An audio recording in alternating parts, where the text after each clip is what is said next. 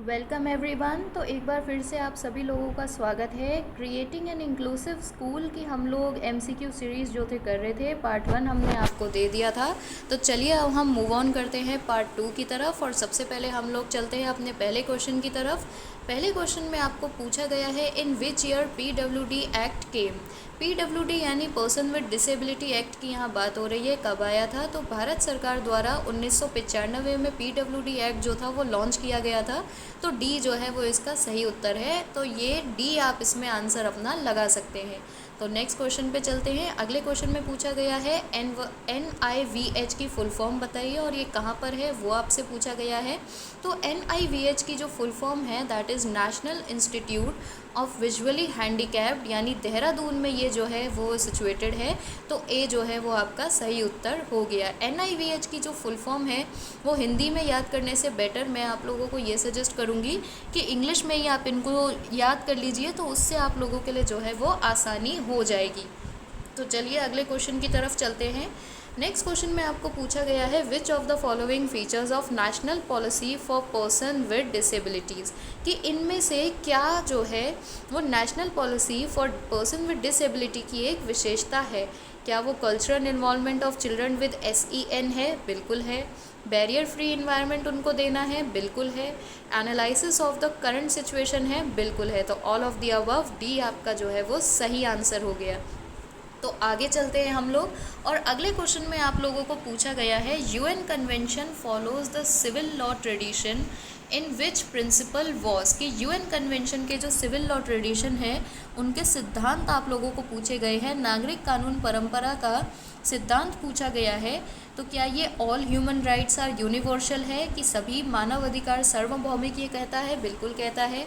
Indivisibility की भी बात करता है, इंटरडिपेंडेंट होने की भी बात करता है, इंटर रिलेटेड होने की भी बात करता है। तो सही आंसर आप लोगों का जो हो गया यहाँ पे वो हो गया ई, ऑल ऑफ दी अबव।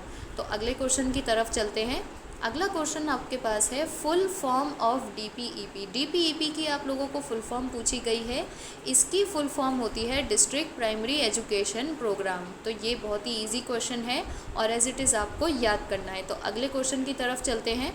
अगले क्वेश्चन में आपको पूछा गया है, फुल फॉर्म ऑफ RCI बताइए।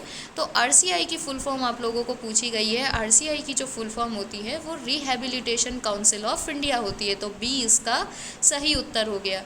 नेक्स्ट क्वेश्चन की तरफ चले तो हमारे पास आता है, NIMH की फुल फॉर्म बताइए और ये कहाँ लोकेटेड है ये बताइए। तो NIMH जो है वो सिकंदराबाद में लोकेटेड है और national institute for mentally handicap जो है वो इसकी फुल फॉर्म है। मेंटली हैंडीकैप लोगों के लिए, मेंटली हैंडीकैप बच्चों के लिए जो है, मानसिक विकलांगों के लिए ये संस्था जो है वो स्थापित सिकंदराबाद में करी गई है। तो सी जो है वो आपका सही उत्तर हो गया। अगले क्वेश्चन की तरफ चले तो आपसे पूछा गया है, which of the following are the national level policy framework relevant to education and children with disability, यानी वो बच्चे जो अपंग है या विकलांग है, निम्नलिखित में से ऐसी कौन सी हमारी पॉलिसी है या कौन सी कमीशन है जो उन बच्चों पे विशेष ध्यान दे के जिस पे बात करी गई है या प्लान्स ड्राफ्ट किए गए हैं। क्या वो NPE है? नहीं, ये तो हमारी नॉर्मल कोठारी कमीशन के बाद आने वाली पॉलिसी थी और कोठारी कमीशन में भी जो था वो नॉर्मल हमारी शिक्षा की बात करी गई थी कि किस तरीके का फ्रेमवर्क हम लोगों का होना चाहिए। IEDC में भी जो हमारे स्पेशल बच्चे हैं उन पे विशेष ध्यान नहीं दिया गया था। विशेष ध्यान किन में दिया गया था? फिर वो दिया गया था POA 1992, यानी कि प्रोग्राम ऑफ एक्शन हमारा एक आया था जो इसकी फुल फॉर्म है 1992 में, और इसमें जो था वो स्पेशली एबल्ड बच्चों की बात जो थी वो मुख्य रूप से करी गई थी। तो डी आप लोगों का सही आंसर हो गया। अगले क्वेश्चन की तरफ चलिए। आपसे NIOH की फुल फॉर्म पूछी गई है और कहाँ लोकेटेड है वो पूछा गया है। तो NIOH को अगर हम एक्सपेंड करें तो national institute for the orthopaedically handicapped आपका बनता है। तो national institute for orthopaedically handicap, यानी कि जो बच्चे जिनको हम कह सकते हैं कि हड्डियों से रिलेटेड विकार है या वो लोग जिनको हड्डियों से रिलेटेड विकार है उनके लिए एक संस्था है जो कि कोलकाता में ऑपरेट करती है। तो बी इसका सही आंसर हो गया। अगले क्वेश्चन की तरफ चलते हैं। Pandit Deendayal Upadhyay national institute for physically handicap आपसे पूछा गया है कि कहाँ लोकेटेड है। तो ये नई दिल्ली में लोकेटेड है। ये बहुत ही जनरल सा क्वेश्चन है, आप लोगों को मालूम होना चाहिए। तो चलिए अगली हम क्वेश्चन की तरफ चलते हैं। अगले क्वेश्चन में आपको पूछा गया है article 2 and 3 of UN convention जो है वो किस चीज़ के बारे में बात करता है। तो आर्टिकल 2 एंड 3 जो है यूएन कन्वेंशन का वो डेफिनेशंस भी बताता है हमें, साथ के साथ जनरल प्रिंसिपल्स जो है वो भी बताता है, यूनिवर्सल डिज़ाइन। ये बात हो रही है इंक्लूसिव एजुकेशन के संदर्भ में, यानी कि समावेशी शिक्षा के संदर्भ में। ये सारी चीज़ें हमें आर्टिकल 2 और 3 बताते हैं यूएन कन्वेंशन के, यूनाइटेड नेशन कन्वेंशन के। तो जो सही आंसर हो गया आपका वो हो गया answer number D, all of the above. अगले क्वेश्चन की तरफ चलते हैं। आपसे पूछा गया है how many representatives of government and international bodies form the world conference on special needs education which was held in Spain. इसका जो सही जवाब है वो है सी, 92 एंड 25 जो थे अलग अलग तरीके के बॉडीज़, इन्होंने इसमें भाग लिया था और कॉन्फ्रेंस एक हुई थी पूरे वर्ल्ड लेवल पे, और स्पेशल नीड्स वाली जो एजुकेशन है उसके ऊपर बात जो थी इसमें करी गई थी। तो अगले क्वेश्चन की तरफ चलते हैं। How many articles were stated in UN convention. UN convention में कितने आर्टिकल्स जो है वो स्टेट किए गए हैं या बताए गए हैं। तो 50 इसका सही उत्तर है, ए हमारा आंसर इसमें निकल के आता है। 50 जो हमारे पास आर्टिकल्स है वो यूएन कन्वेंशन में मेंशन्ड है। अगले क्वेश्चन की तरफ अगर हम चले तो which article of UN convention states about habilitation and rehabilitation. तो हैबिलिटेशन और रिहैबिलिटेशन की यूएन कन्वेंशन का कौन सा आर्टिकल बात करता है। तो आर्टिकल नंबर 26 यानी सी आपका सही आंसर है, वो बात करता है। अब आपसे पूछा गया है Indian sign language research and training centre यानी ISLRTC कहाँ सिचुएटेड है। तो ये दिल्ली में सिचुएटेड है, आपको ध्यान होना चाहिए। और इसी क्वेश्चन से हमारा एक क्वेश्चन और निकल के आ जाता है इंक्लूसिव एजुकेशन का कि ISLRTC की जो है वो फुल फॉर्म बताइए। तो ये आपको यहाँ से याद रखनी है, साइन लैंग्वेज ट्रेनिंग इंस्टीट्यूट की यहाँ पे बात हो रही है।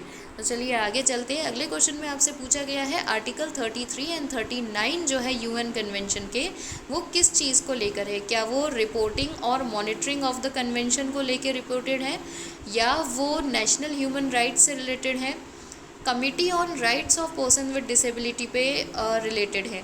तो इसका जो सही आंसर है वो है D, all of the above. Article 33 से लेकर के 39 तक जो है यूएन कन्वेंशन के वो इन्हीं चीज़ों की सारी बातें करता है। तो डी आपका जो है वो सही आंसर हो गया। अगले क्वेश्चन में आपको पूछा गया है government made dash amendment of the constitution of India to introduce article 21A की। आर्टिकल 21A जो हमारे पास आया था वो किस नंबर की अमेंडमेंट थी हमारी। तो 86 नंबर की ये हमारी अमेंडमेंट थी। ये बहुत इंटरेस्टिंग क्वेश्चन है और ये आप लोगों का होमवर्क है, आप खुद से पता करेंगे कि भारत का जो कॉन्स्टिट्यूशन है उसका 21A जो आर्टिकल है वो किस चीज़ से रिलेटेड है। तो चलिए हम अगले क्वेश्चन पे चलते हैं। आर्टिकल 1 ऑफ यूएन कन्वेंशन क्या आपको परिभाषित करता है, क्या डिफाइन करता है। तो ये पर्पस बताता है हमारे पास, ये आपको एज इट इज़ याद करना होगा। Article 1 of UN defines purposes. अगले क्वेश्चन की तरफ चलते हैं। आर्टिकल 4 से लेकर के 32 जो है यूनाइटेड नेशंस के वो किस चीज़ से रिलेटेड है, क्या डिफ़ाइन करते हैं। तो ये जो डिफ़ाइन करते हैं वो राइट्स बताते हैं, एक तो पर्सन विद डिसेबिलिटी का, और दूसरा ये बताते हैं कि उनकी पर्सनल मोबिलिटी यानी वो कैसे कहाँ आना चाहते हैं, जाना चाहते हैं, उनको अपनी कहीं भी आने जाने का जो अधिकार की बात हो रही है। तो ये दो चीज़ें ये बताती है और बी और सी ये ऑप्शन है। तो आंसर डी आपका यहाँ पे निकल के आता है, only B and C. Rights of a person की ये बात नहीं करते, rights of the special person या पर्सन विद डिसेबिलिटी की ये बात करते हैं। तो डी आपका सही उत्तर है। अगले क्वेश्चन की तरफ चलते हैं। Which national policy recommends common school system open to all children irrespective of caste, religion, social status. तो ये पहले भी ये क्वेश्चन आया था, बहुत इंपॉर्टेंट क्वेश्चन है और कोठारी कमीशन आपको कहा गया था, इसका ध्यान आपको रखना है। तो सी इसका सही उत्तर है। तो अगले क्वेश्चन की तरफ चलते हैं। आर्टिकल 40 से लेकर के 50 जो है वो किस बारे में बात करते हैं। तो ये अमेंडमेंट और रेटिफिकेशन के बारे में बात करते हैं। तो सी आपका आंसर यहाँ पे निकल के आता है कि बोथ यानी दोनों। अगले क्वेश्चन की तरफ मूव करते हैं। अगले क्वेश्चन में आपको पूछा गया है for the follow up and implementation of national policy of education which national policy was formulated, यानी शिक्षा की जो राष्ट्रीय नीति थी उसके पालन और कार्यान्वयन के लिए कौन सी राष्ट्रीय नीति जो थी वो तैयार करी गई थी। तो इसका सही आंसर जो है वो है POA 1992, यानी कि प्रोग्राम ऑफ एक्शन 1992। तो डी आपका सही उत्तर जो है वो निकल के आता है। अगले क्वेश्चन में आपको पूछा गया है major purpose of which act is to mandate minimum standard of education for professionals working with individuals with disability, कि किस अधिनियम का प्रमुख उद्देश्य विकलांगता वाले व्यक्तियों के साथ काम करने वाले पेशेवरों के लिए शिक्षा के न्यूनतम मानक को अनिवार्य बनाता है। तो सही उत्तर है RCI 1992। तो अगले क्वेश्चन की तरफ चलते हैं। अगले क्वेश्चन में आपको पूछा गया है which act states free education for children with disability up to the age of 18 years must be provided, यानी कौन सा एक्ट ऐसा है जो ये कहता है कि 18 साल की उम्र तक, 18 साल की आयु तक जो बच्चे डिसेबल्ड हैं, जिनको कुछ समस्या है, उनकी एजुकेशन जो है वो मुफ्त होनी चाहिए। तो ये इसका जो सही आंसर है वो PWD एक्ट है, यानी पर्सन विद डिसेबिलिटी एक्ट, जिसकी हमने थोड़ी देर पहले बात करी थी कि 1995 में भारत सरकार द्वारा लाया गया था। उसके अंदर जो है ये चीज़ मेंशन करी गई है। तो अगले क्वेश्चन की तरफ चलते हैं। आगे आपको पूछा गया है how many disabilities covered under PWD act 1995, यानी 1995 का जो PWD एक्ट था उनमें कितनी डिसेबिलिटीज़ को मेंशन किया गया है। तो इसका सही उत्तर है 7 प्रकार के डिसेबिलिटीज़ को, अपंगता को ये जो एक्ट है वो एक्सप्लेन करता है या डिस्क्राइब करता है। तो अगले क्वेश्चन पे चलते हैं। गिफ्टेड स्टूडेंट्स कौन होते हैं पूछा गया है आपको, प्रतिभाशाली छात्र कौन होते हैं। तो इसका सही आंसर है वो बच्चे जो अपनी जजमेंट में इंडिपेंडेंट है, यानी निर्णय अपने स्वतंत्र रूप से ले सकते हैं। बाकी के 3 ऑप्शन इसके आंसर बिल्कुल भी नहीं हो सकते, आप पढ़ के चेक कर सकते हैं, खुद ही समझ आ जाएगा। तो चलिए अगले क्वेश्चन की तरफ चलते हैं। Creativity is usually associated with, यानी रचनात्मकता निम्न में से किस चीज़ के साथ जुड़ी हुई है। क्या इमिटेशन से? बिल्कुल भी नहीं। क्या मॉडलिंग से? बिल्कुल भी नहीं, वो भी एक तरीके की नकल करना है। कन्वर्जेंट थिंकिंग से? नहीं। या डाइवर्जेंट थिंकिंग से? तो डाइवर्जेंट थिंकिंग जो है वो इसका सही उत्तर है। डाइवर्ज होने का मतलब होता है अलग अलग प्रकार से किसी चीज़ को हम कह सकते हैं बांटना या देखना। तो जो अलग अलग प्रकार से किसी चीज़ को देख सकता है तो वही व्यक्ति तो क्रिएटिव है ना, रचनात्मक है। तो इसका सही उत्तर हो जाता है डी, डाइवर्जेंट थिंकिंग। तो चलिए आगे चलते हैं। अगले क्वेश्चन में आपसे पूछा गया है dash is not considered the sign of being gifted, कि निम्नलिखित में से कौन सा ऐसा लक्षण है जो ये दिखाता है कि एक इंसान गिफ्टेड नहीं है। क्या वो क्यूरियोसिटी है? बिल्कुल भी नहीं। जिस इंसान के अंदर जिज्ञासा है वो तो गिफ्टेड है ही है। क्रिएटिविटी वाला भी गिफ्टेड है। नोवेल्टी इन एक्सप्रेशन, अगर वो अलग अलग प्रकार से अपने आप को जो है एक्सप्रेस कर पा रहा है, अभिव्यक्त कर पा रहा है, तो वो भी इंसान जो है बहुत ही गिफ्टेड है। लेकिन फाइटिंग विद अदर्स, दूसरों के साथ लड़ाई करना किसी भी रूप से गिफ्टेड होने की निशानी तो बिल्कुल भी नहीं है। तो जो इसका सही उत्तर है वो है बीइंग गिफ्टेड। तो चलिए अगले क्वेश्चन की तरफ चलते हैं। आपसे पूछा गया है education of handicraft should be given to, हस्तकला की शिक्षा किन को दी जानी चाहिए। तो इसका जो सही उत्तर है वो है बैकवर्ड चिल्ड्रन, यानी जो पिछड़े हुए बच्चे हैं उनको ज़रूर दी जानी चाहिए। पिछड़े हुए बच्चे वो हो जाते हैं कि जो बच्चे हम कह सकते हैं मेन स्ट्रीम एजुकेशन का हिस्सा नहीं बन सकते, या तो पॉवर्टी के कारण या किसी भी फाइनेंशियल इशू के कारण जो एजुकेशन को एक्सेस नहीं कर सकते। तो उन बच्चों को अगर हस्तशिल्प यदि सिखा दिया जाए, उनको हस्तकला सिखा दी जाए, तो ये जो बच्चे हैं वो अपना जीवन निर्वाह उसके द्वारा कर सकते हैं। इसलिए सी इसका सही उत्तर है। तो चलिए आगे चलते हैं। क्रिएटिव आंसर रिक्वायर्स, यानी एक रचनात्मक उत्तर देने की जो कला है उसके लिए हमें क्या चाहिए होता है, किस चीज़ की हम लोगों को ज़रूरत होती है। क्या कंटेंट बेस्ड क्वेश्चन की ज़रूरत होती है? बिल्कुल भी नहीं। क्या हाईली डिसिप्लिन क्लासरूम की ज़रूरत होती है? बिल्कुल नहीं। ओपन एंडेड क्वेश्चन, यानी ऐसे सवालों की ज़रूरत होती है जहां बच्चा अपनी खुद की पर्सनल सोच को यूज़ करके वो उत्तर दे सके। तो बिल्कुल यही इसका सही आंसर है, और डी वाला आंसर तो इसका बिल्कुल भी नहीं हो सकता। तो चलिए आगे चलते हैं। अगले क्वेश्चन में आपको पूछा गया है gifted students will realise their potential when, कि एक प्रतिभाशाली छात्र को अपनी काबिलियत का पता कब चलता है? क्या तब चलता है जब उनको प्राइवेट कोचिंग दी जाए? नहीं, ये उत्तर सही नहीं है। दे लर्न विद अदर्स, जब वो दूसरों के साथ सीखते हैं, तो ये इसका आंसर हो सकता है। सी में आपको पूछा गया है when they are segregated from other students, जब उनको दूसरे छात्रों से अलग ले जाके पढ़ाया जाए, तो ये भी इंक्लूसिव एजुकेशन। ये याद रखिए आप कि जब आप इंक्लूसिव एजुकेशन का पेपर दे रहे हो, तो कोई भी ऐसा ऑप्शन जो इंक्लूसिवनेस से परे जा रहा है, इंक्लूजन से अलग जा रहा है, तो वो आपका आंसर नहीं हो सकता है। अगला क्वेश्चन आपको ये पूछा गया है, ऑप्शन दिया गया है जब उनका फ्रीक्वेंटली टेस्ट लिया जा सके, तो बहुत क्लियरली पता चल रहा है कि सी और डी तो बिल्कुल ही गलत है और ए जो है वो तो बहुत ही ज़्यादा गलत है। तो बी जो है दे लर्न विद अदर्स, ये जब वो बच्चे दूसरों के साथ सीखते हैं, यही इसका सही उत्तर है। तो चलिए अगले क्वेश्चन की तरफ चलते हैं। A creative learner refers to one who is, कि एक क्रिएटिव लर्नर कौन होता है, आपको पूछा गया है। रचनात्मक शिक्षार्थी कौन होता है? क्या वो हाईली इंटेलिजेंट होता है? हो सकता है। क्या वो capable of scoring consistently good marks in test होता है, कि वो बच्चा जो हमेशा अच्छे नंबर लेके आ रहा है, ये भी हम देख सकते हैं, इग्नोर कर सकते हैं आजकल की सिचुएशन के according. Good at lateral thinking and problem solving, वो बच्चा जो पार्श्व सोच है जिसकी, यानी समस्या को सुलझाना अच्छी तरीके से जानता है, यानी क्रिएटिव है ना। तो यहीं से हमारा आंसर निकल के आ गया कि सी जो है वो हमारा सही उत्तर है, राइट। ए, बी और डी जो है वो ऑप्शन सी बता रहे हैं कि क्योंकि ये हम देख सकते हैं कि आजकल जैसे लर्नर सेंटर चलता है, रोट मेमोराइजेशन को डीमोटिवेट किया जाता है, और सबसे बड़ी बात इंक्लूसिव एजुकेशन की जब बात हो रही है, तो इस तरीके के ऑप्शंस हम ऑफ कोर्स नहीं चुन सकते। तो सी हमारा सही आंसर है।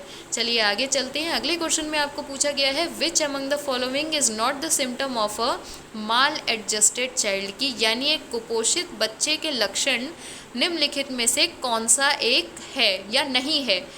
तो क्या वो नेल बाइटिंग है? नेल बाइटिंग तो ऑफ कोर्स है, जब बच्चा भूखा होता है और उसका एडजस्टमेंट प्रॉपरली नहीं हुआ है, उसको सोशली बिहेव करना सही से नहीं आता है, तो ये आदत उसके अंदर जनरेट हो जाती है।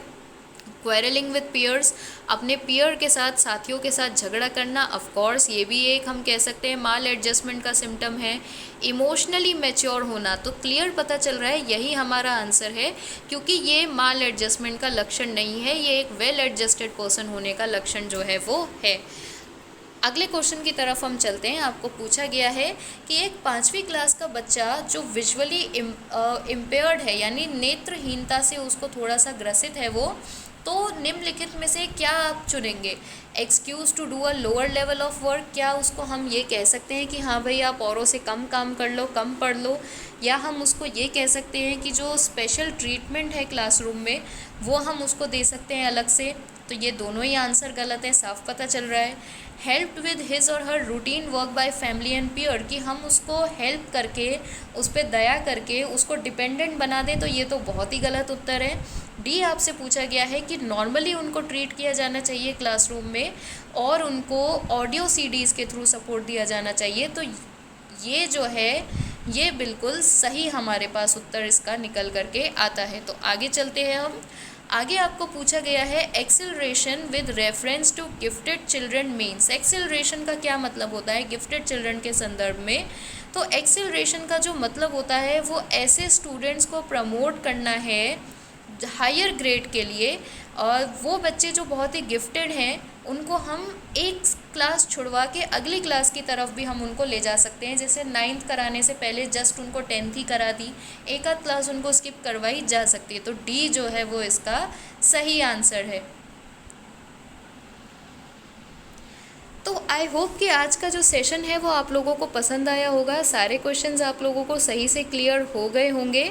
तो आज के लिए बस इतना ही। अब हम मिलेंगे एक अगले सेशन में कुछ और इसके क्रिएटिंग इंक्लूसिव स्कूल्स के टॉपिक्स के साथ, कुछ और MCQ सीरीज़ के साथ हम पूरी कोशिश करेंगे आपके लिए लेकर आने की। तो चलिए आज के लिए इतना ही, अब हम मिलेंगे अगले सेशन में।